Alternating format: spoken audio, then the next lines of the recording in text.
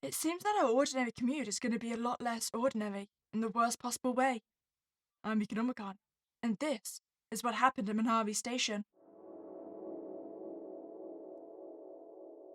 When you look at the train station on a busy morning, what do you see? A bunch of people heading to work or school? All that kind of stuff. They've probably caught the same train countless times before. Until, one day, something unbelievable happens. Somebody help! Somebody help! Did you see that? She's trapped. Wait, she's still breathing! Monari Station. The news is reporting that all the trains are delayed. Amidst the commotion, a lone detective is briefed by a paramedic. Yes. So, basically, she's trapped between the platform and the train. Okay, got it. Understood. And she's still alive? Yeah. I see. I'm Kasai. I'm the detective assigned to this instance, by the way.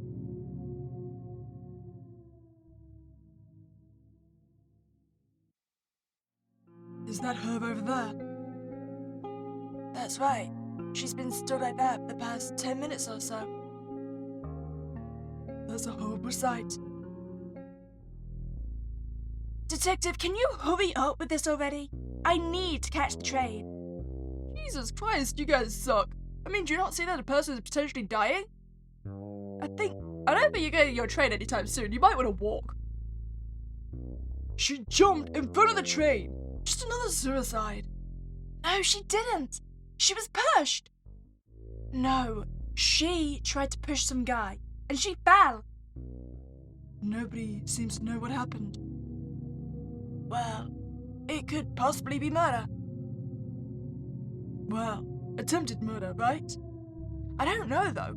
I suppose the reason they haven't moved her, even though she's been there 10 minutes, is that potentially when they get the train off her, it's going to basically cause all that damage to basically make it sound more pronounced, right? Because it's the pressure that's probably keeping her injuries from killing her at this point. So, honestly, it might end up being murder, if someone actually did push her. I see you're all over there working hard to save her. She won't survive. We're just keeping her calm and setting everything up to extract her. She won't survive. We see this all the time with suicides. It's the pressure of the train and the platform that's keeping her alive. Once the pressure is gone, she'll hemorrhage internally and die within minutes. It's the same theory of like stab wounds, right? When they tell you not to actually remove the blade until you're in the hospital because you'll potentially bleed out. Only in a much worse situation because there's an entire train on you. I see. I'm late for work. Hurry up and finish this. Stop thinking about work. They're trying to save her. Idiots. Inconveniencing all of us. If she wanted to do that, she should do it somewhere far away where nobody gets involved. We don't know that it's a suicide yet. By the way, some of the train staff apprehended someone suspicious. Some of the bystanders say they saw him push her in front of the train. Although, others say he wasn't even there when it all happened. Alright, I'll check it out. So the question now is, these bystanders that say they saw him push her, did they say it independently? Or did one person claim this happened and a bunch of other people jumped on it? Because it's kind of like, it's the group mentality thing, right? Like you can be led to believe that you saw something you actually didn't, just by herd mentality. Kesai approaches a man surrounded by train station staff.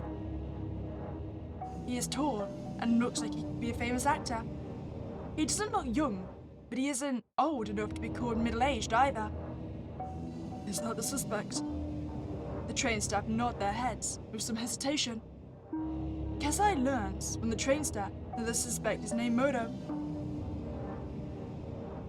It's so shocking what happened.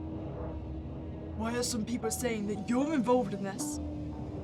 Well, I was nearby when all this happened. And I do stand out a bit in the crowds. Some people are saying you pushed her in front of the train. I would never do such a thing. I don't think I was even close enough to her when all this happened. I think they've got cameras here. If you look at them, you'll see what really happened. Either way, I'm happy to help in any way I can. I see. Just take a seat over there and wait for me. I need to look into some things. Okay, either his mention the cameras is a sign he's innocent, or a sign that he knows the cameras will be at a bad angle not to see anything. I mean, he is seeming rather suspicious. Maybe that's just because I'm making him speak very, very slowly. I guess I need to talk to the victim.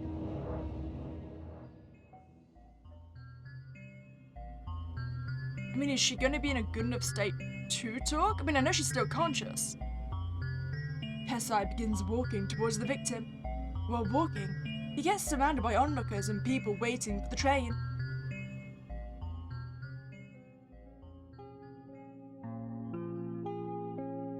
You know, maybe we should set up some kind of perimeter around here.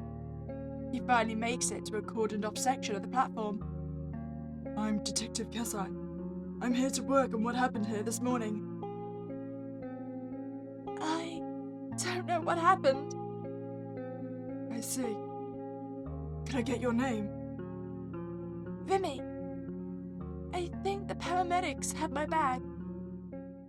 Vimy, have you had any trouble with people in the past few days, weeks, or even months? Trouble? Like what? Getting into fights and stuff? Anything where someone might hold a grudge against you? No. I barely talked to anyone. Didn't even want to catch the stupid train this morning anyway. But my doctor said I needed to come to the clinic. Doctor? Yeah, a doctor. A psychiatrist, to be precise. So, you can end your investigation now. Just say I tried to kill myself, and that I'm a mental case. That's not what I'm going to do. Vimy glances at the onlookers. Look over there. They all want to go to work and get on with their day. Can someone hurry up and get me out of this?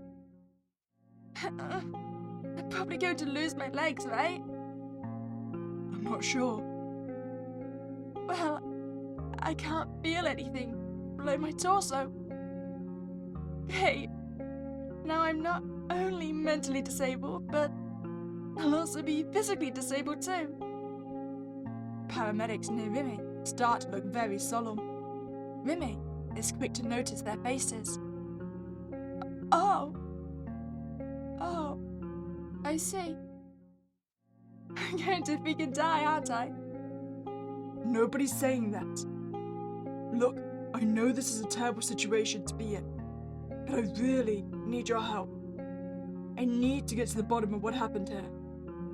So you don't know of anyone that might have wanted to hurt you, or maybe just disliked you. No. Alright, thank you, Vimy. I'll be back in a moment.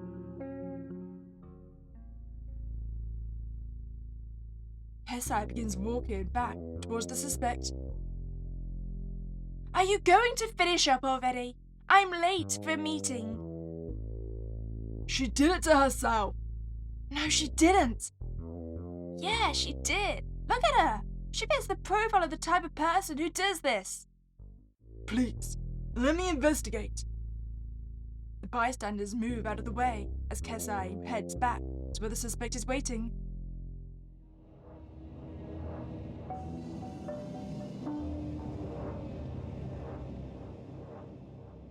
Apparently, the victim doesn't have any negative history with anyone in the past weeks to months. In fact, she says that she hasn't seen anyone for a long time. I see. So, you're saying that you think she did this to herself? Well, that's one thing she denies. She denies she did this to herself. So, she thinks someone did this to her. She didn't go that far. Well, whatever the situation, I'm willing to help in any way I can. You're quite cooperative for someone who has been accused of pushing her. Ah, well, I didn't push her. And I want to help get to the bottom of whether someone did. That poor girl. This is tricky. Should I show the suspect to Remy to see whether she might know him? But she's literally spending her final moments alive right now. Regardless of whether she did this to herself, she's going to be dead very soon. Maybe it's better to let her be calm and at peace for these final moments. But what if she really was pushed? And if she was pushed, is it likely to be this guy, of all people? Would I want to know the truth if I were in her position? But I don't even know if she did this to herself or not. I mean, to be fair, there is a wide margin between she jumped and was pushed. There is always... Maybe she was accidentally knocked, maybe she tripped on something, maybe she was rearranging and she just stumbled. I mean, bad luck accidents do happen all the time.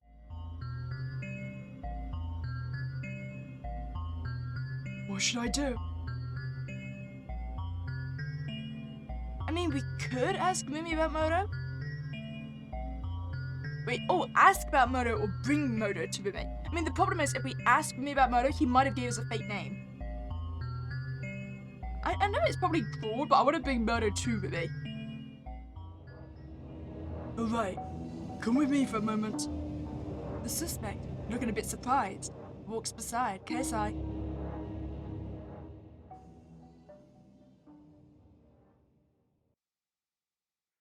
They eventually make it to the platform. However, the moment the suspect becomes visible to Remy, her face changes completely. Remy starts screaming at the top of her lungs. Her eyes become bloodshot. So she does know you. What's going on? Oh, my God. Someone calm her down! Remy starts to push her body away from the train and the platform. Get away! Get the hell away! I can't stay here. I have to get out of here. He's going to. Paramedics try to restrain her as much as possible. However, her constant pushing back and forth causes the delicate harness she's in to break. He's going to... He's a... Suddenly, her face turns pale. Having slightly dislodged herself from the original position, her internal organs start to rupture. Mimi loses consciousness within seconds, and she face plants onto the platform. Okay, we need to get her out ASAP! The paramedics and train staff begin their operations to move the train away from the platform. Within a minute or two, they safely extract Mimi's full body onto a stretcher. However, she's lifeless. Her entire body is limp, and she isn't breathing. No pulse! We need to defibrillate her! The paramedics do the best they can as they follow protocol, but it's clear that it's just a formality. Rumi is rushed to the hospital, where she's pronounced dead on arrival. Rumi's violent and crazed response to seeing the suspect prompts further investigation. However, there was nothing tangibly linking the suspect to Rumi. Furthermore, the camera footage was inconclusive. You see, that's what I was saying earlier. Like, him pointing out the cameras doesn't prove he's innocent if he knows the locations of the cameras. Because it was rush hour, it was impossible to determine whether Rumi was pushed or jumped herself. Due to Rumi's history with mental health, the authorities ultimately deemed it a suicide. Rumi's case becomes one of many daily cases throughout the country where people decide to end their lives via train. Kesai, looking back on the case, can't help but feel frustrated and unsure. He feels like he could have done things differently. Although Rumi still would have died closure and clarity might have been possible. Okay, so we have learned one very important fact here. She did recognize Murdo. And seemed very scared of him as well. Okay, so lessons have been learned. We won't bring Murdo over to Vivi, but we will see if she recognizes the name. I can't just bring him to her in this state. I can probably just take a photo and show it to her. Do you have any ID on you, Murdo? Of course. I gave it to the train staff. The train staff hand Kesai some ID documents. They also hand him a business card. Alright, so you're not from this city? No, just visiting for business. But unfortunately, it looks like that'll have to be put on hold for the time being. And you work in the entertainment industry? That's right, for the past 20 or so years. So, that's why you're dressed like that? Yeah, no suit and tie for me. One of the perks of this line of work. Do you mind if I show your ID to the victim? To see if she knows you? Not at all. Although, from what I saw, I don't think I've ever seen her before. She's like a teenage girl or something, right? She's not a teenager, but she's young. I see. Anyway, I'll be back.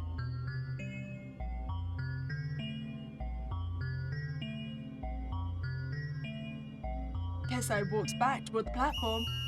Once again, he's ambushed by bystanders. Train staff ease their concerns by reassuring them the train will start running again soon. They say it shouldn't take more than 30 minutes for full service to resume.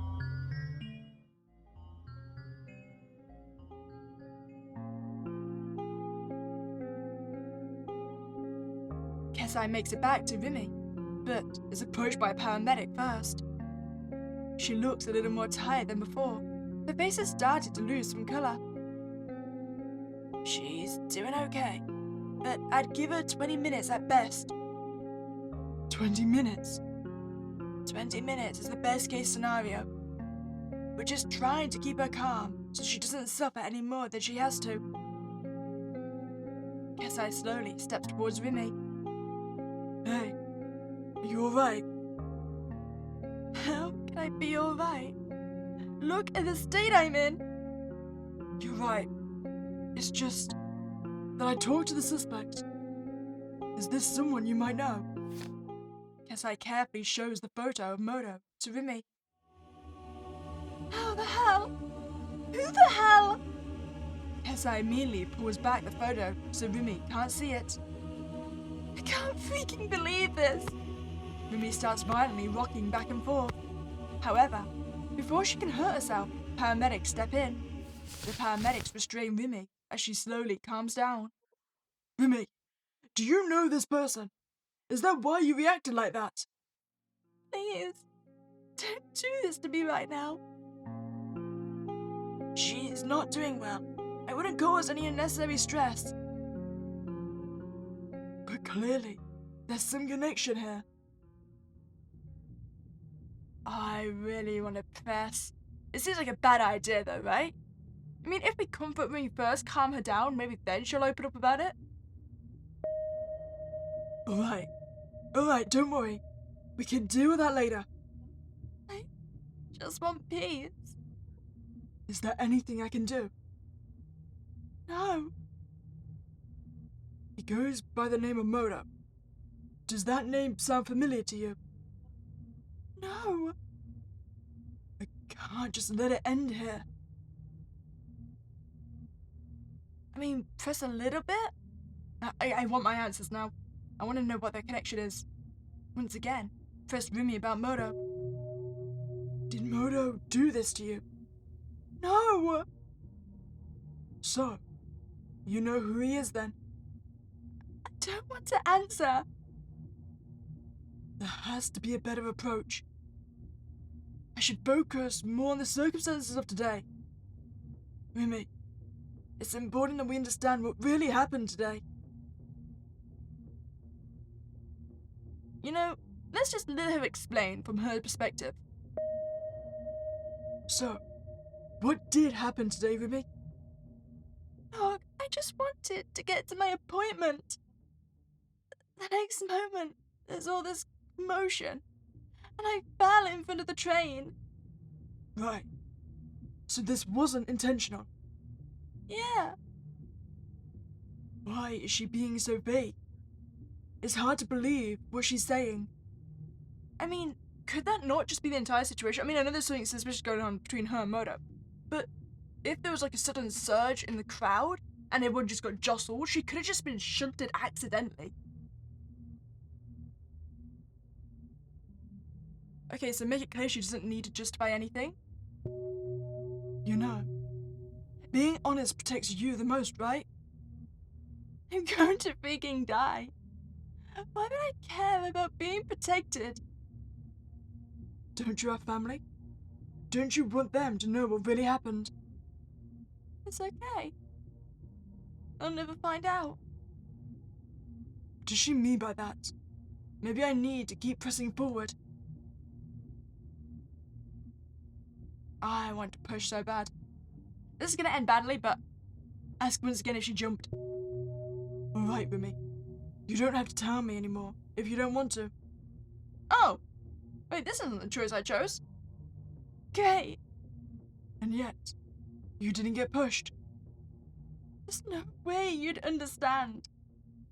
Suddenly, a paramedic pulls Kesai aside for a moment. She's starting to deteriorate. We've got all the equipment ready to pull her out. If you keep talking, I'd say you've got a little over 10 minutes left. Even if you pull her out right now, she's got no chance of surviving. No. Even if you get her to the hospital within minutes, the body simply can't handle the loss of blood that will occur when we set her free. I see. Rumi looks even worse than she did a few minutes ago. Rumi's face and arms begin to lose colour. So, this is it.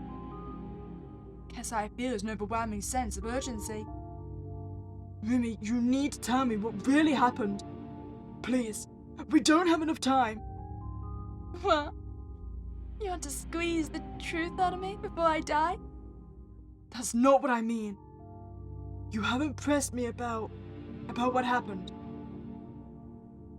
Kesai waves the paramedics over to him. Please bring me the victim's bag. I need to inspect it. For God's sake.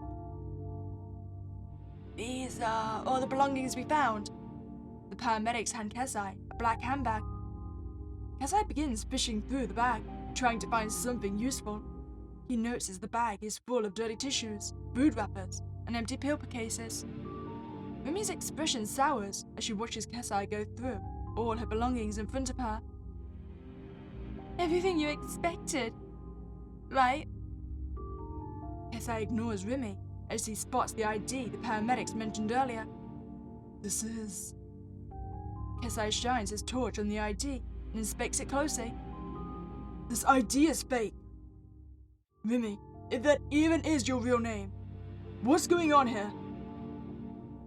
The ID is real. I don't know what you're talking about. Rumi, I work for the police. I know what a fake ID looks like. And this is a fake ID. Rumi, you need to come clean. You know, we haven't got time for the gentle approach. We aggressively interrogate, which I feel awful about because she's like moments away from death. Rumi, you need to tell me the truth. You know it's an offense to carry and use fake identification, right? As soon as you're out of here, I'll have no choice but to put you under arrest. Mate, we both know she's dying. She knows she's dying. She's not going to care about your threats. I thought I was going to freaking die. What do you mean you'll arrest me? Look, if you come clean, I might be able to use my discretion regarding what to do. But at this stage, it's clear that you've committed a crime. Alright, let's talk about Moto for a moment. It's clear to me that you know him. Don't! He's nobody. Stop lying to me. Remy, we don't have time. Tell me what you know about Moto.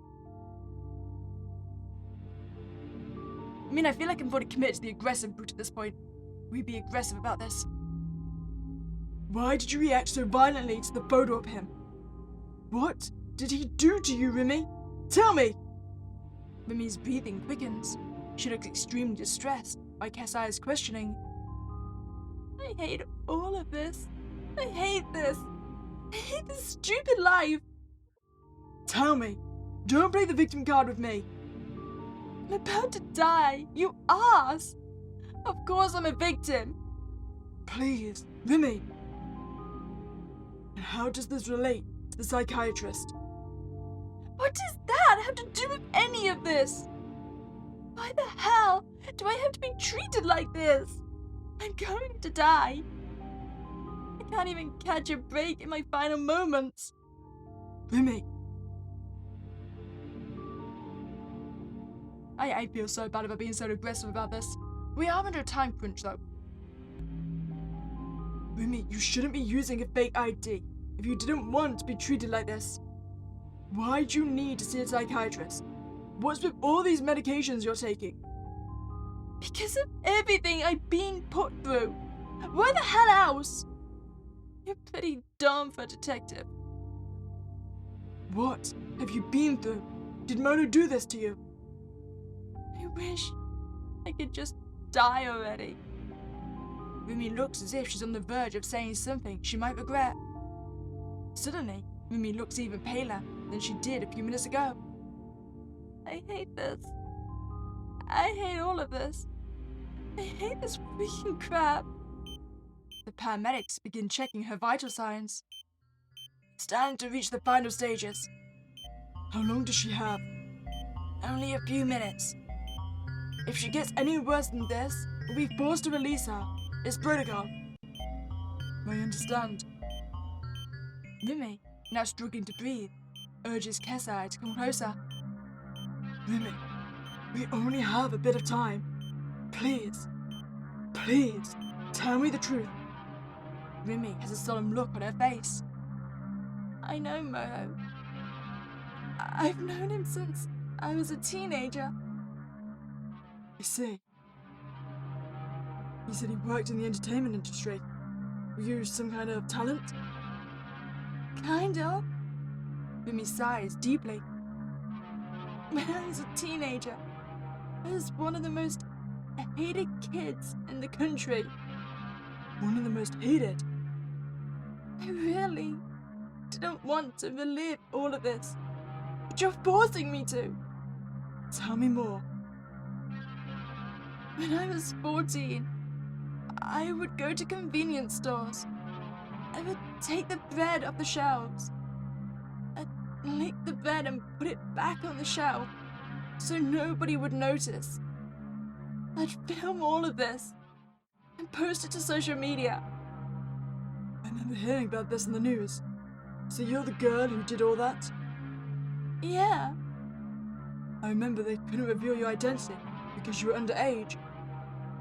Maybe not on the news, but on social media my real identity was revealed. I was receiving death threats. My family was receiving death threats. It was hell. Remy starts to cry, but her sadness turns to intense anger. That's when Moto came into the picture. He signed me to his company. He promised he'd make all the bad things go away. He promised he'd turn me into a movie star. Remy looks at Kesai with eyes that seem ready to strangle him. Does telling you this make you happy? I'm just here to get to the truth, no matter how uncomfortable it is for you. Moto used his company and his industry connections to paint me as a victim instead of a delinquent and a social teen. Big names in the entertainment industry came to defend me, insisting I was just an abused kid with no hope, looking for attention. It worked. The death threats stopped. who started to sympathize with me. So Moto saved you. Kesai's question triggers deep-rooted anger in Mimi, turning her pale face red. Of course not! He's the freaking reason for all of this! Don't you realize that his help came with a price? The brief burst of anger subsides as Rumi's face becomes even paler than before. The way he controlled my life, the way he forced me to do things. Each time Rumi speaks, she seems to use every ounce of her strength. He turned me into a soulless puppet. What did he make you do? If he's committed a crime, you need to tell me, before it's too late. Rumi ignores Kesai. I tried to get help. I tried to tell others, the media. But he's too powerful. He blocked everything I tried to do. Rumi, please. You have to be more specific. What exactly did he do? I can bring him to justice, please. Rumi once again ignores Kesai, looking annoyed. So that's my story. And that's why I have a fake ID. Honestly, I don't think you would have needed a fake ID if you hadn't signed yourself up to an agency and tried to rebrand yourself. I mean, because this was actually a situation that occurred, right? I remember it happening a lot. People were licking everything. It was really gross and weird. I think it was mainly ice creams, wasn't it? But to the point where the internet moves on fairly fast. So give it a year or so, I don't think anyone would have recognized your name and you could have potentially lived a standard life. But of course you had to sign yourself up to talent agencies instead. To live a life free from him. But a life without my family. A life of solitude. I had to give up everything to live the life I'd been living until today. Once again, intense hatred fills Rumi's eyes. He found me! That's why he came today. He wanted to show me that no matter what I do, he'll always find me. Rumi starts to look delirious. So he freaking killed me. So he did push you. He freaking killed me. He killed the last hope I had for life, then and there. Oh, what's the betting that as soon as she saw him, she jumped? Rumi's eyes fill with blood, and her nose begins to bleed. I freaking hate you so much, too. You're just like him. You do anything to get what you want. But has anyone ever thought about what I want? What I want? Rumi gnashes her teeth as her hatred and excruciating pain give way to unconsciousness. She goes limp. Vitals down. We need to get going. Everybody, engage the systems. We need to get him out ASAP. Paramedics quickly escort Kesai away from Rumi. Rumi's lifeless body is lifted onto a stretcher. Within a minute, she is taken out of the area into an ambulance. Rumi is confirmed dead on arrival at a nearby hospital. Kesai, conflicted and full of anger, pursues and investigates Moto for weeks afterward. However, security footage shows that although Moto was on the platform, he never came close to Rumi. Kesai's personal investigation leads only to unconfirmed rumors from bitter former employees about Moto's behavior. However, nothing concrete arises. Nothing happens to Moto, and Rumi's real identity is disclosed to her family. Ultimately, the incident is ruled yet another suicide at the train station committed by a mentally ill young person. Kesai feels immense frustration about the incident and continues to harbor deep-seated hatred towards Moto. Kesai vows to one day bring Moto to justice. The thing is that ultimately definitely confirms he didn't kill her. I mean, you said the camera's proof that he wasn't actually anywhere close to her.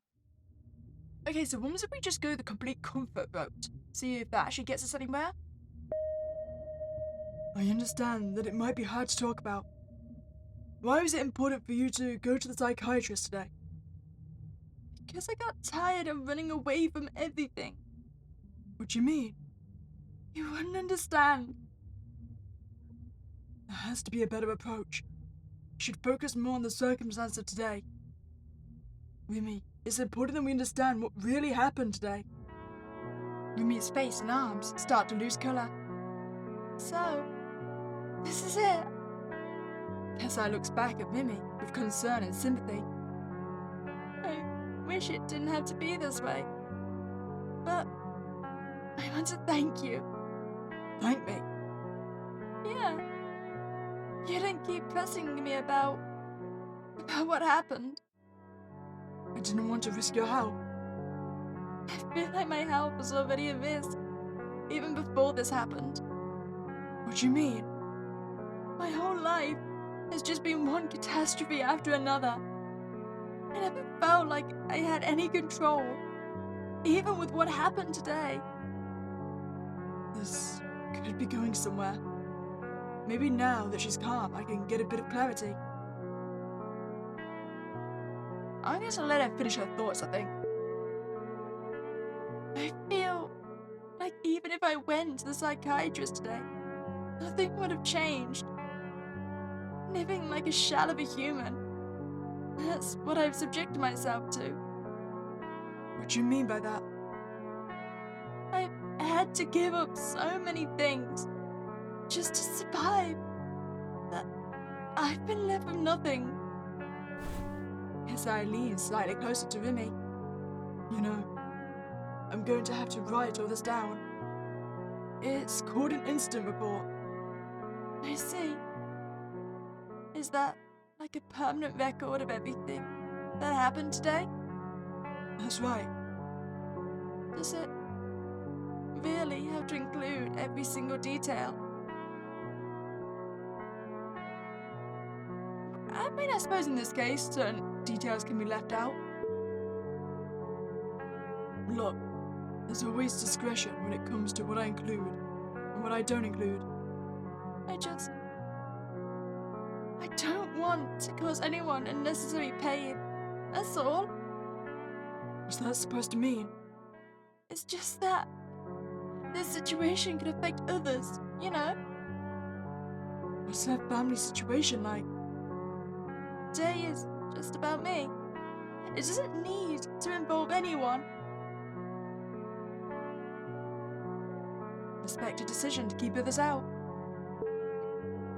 Remy, I don't have a clue about your background and what you've been through. If you really don't want others to know, then I'll do what I can. Thank you. I can't give you any guarantees, though. I'm just a detective. Suddenly, Remy looks even paler than she did a few minutes ago. I don't want it. Leave it. Leave it. Paramedics start to check her vital signs. It's time to get to the final stages. How long does she have? Only a few minutes. We'll be forced to release her if she gets any worse than this. It's protocol. I understand. Remy, now struggling to breathe, urges Kesai to come closer. Remy, are you feeling okay? Remy grabs onto Kesai's hand. Kesai grabs her hand back and stares into her eyes. I never thought this is how it would end. Hang in there, Remy. The way you didn't force me to do anything today. I feel like it's the first bit of peace I've had in a long time. It's like you treated me like a human being. It's how I treat everyone, Remy. Thank you. I can tell you have a loving family. Good upbringing. I wasn't as lucky. Well, maybe one or two were kind of alright. That must have been tough, Remy. All my life, I feel like I've been running. Just running. And you know what? What's that? I think today was the day I decided I didn't need to run anymore. Today, I just wanted to stop running. That's why this happened. Remy's grip on Kesai's hand starts to weaken. You remind me a bit of of my dad. A few tears roll down Rimi's face. Kesai embraces Rimi for a moment. Vitals are dropping. We need to get going. Everyone, engage the systems. We need to get him out ASAP. Paramedics quickly pull Kesai off Remi. Rimi's lifeless body is pulled onto a stretcher. Within a minute, she is taken out of the area and into an ambulance. Rimi is confirmed dead on arrival at a nearby hospital. Kesai respects Rimi's wishes and keeps her report on the instant scan. The ensuing investigation concludes that Rimi was yet another young person who committed suicide at the train station. The news briefly reports that there was a delay on the subway line due to an accident. However, no other details are provided. Everyone continues with their commute as if nothing ever happened. Kesai feels torn regarding what he should or shouldn't have done. Ultimately, he feels as though he made Rimi as comfortable as possible. He knew she had experienced a rough life, but he still ponders whether he could have done more. Surveillance footage eventually shows Modo was in Rimi's vicinity, but never came close to her. No charges were laid, and the incident is put to rest. However, it's a day Kesai will never forget. That definitely seems like the more sympathetic ending. Like we're just there to comfort. I'm still not sure which side of the fence I fall on. Did she jump or was it all just an accident? Either way, it doesn't seem like Moto had any involvement of them being there. Oh, okay, so I think I found another ending. So it was a mixture of being very aggressive to start with, then easing backwards, and then just being gentle with the rest when she was very close to death. Rimi, now struggling to breathe, urges Kesai to come closer.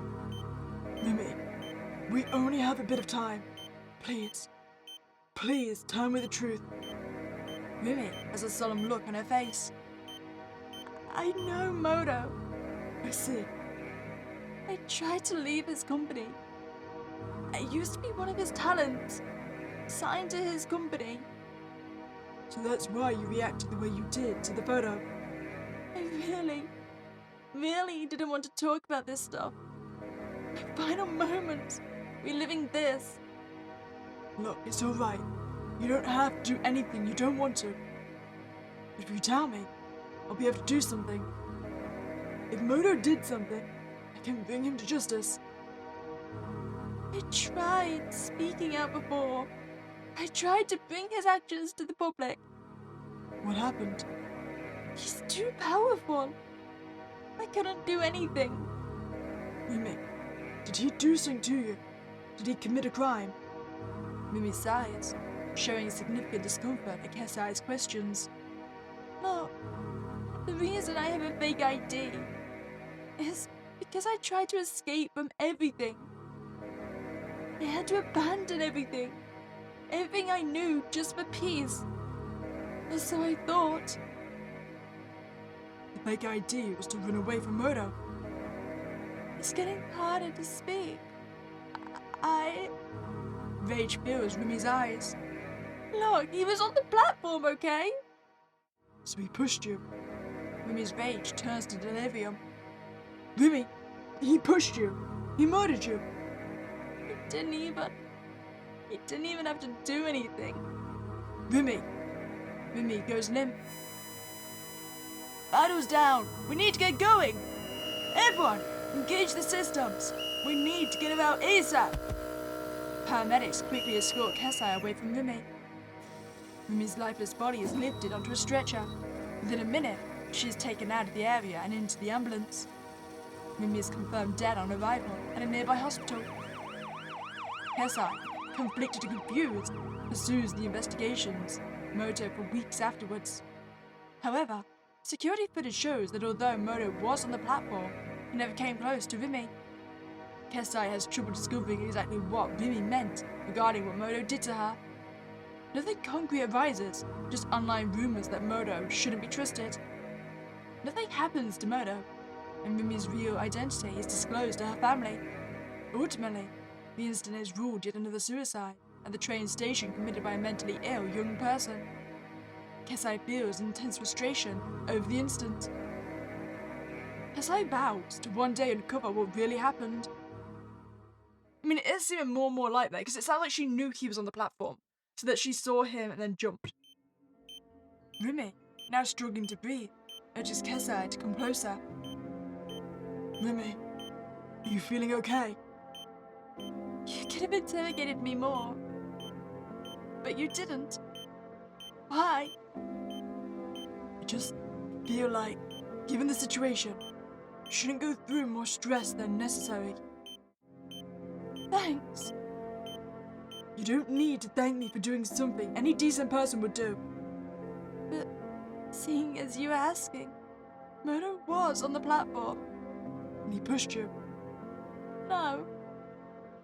But you wouldn't be in the situation you're in right now if he hadn't been on the platform. Who knows? You know I had to change my name and everything to get where I am today. Your name isn't Rumi? It doesn't matter anymore. Changing cities, getting a fake ID, it never really mattered now that I'm here. What do you mean by that, Rumi? You changed your identity? You know, I tried to speak out about everything that happened to me. Once. I never knew just how powerful he was. He controls everything.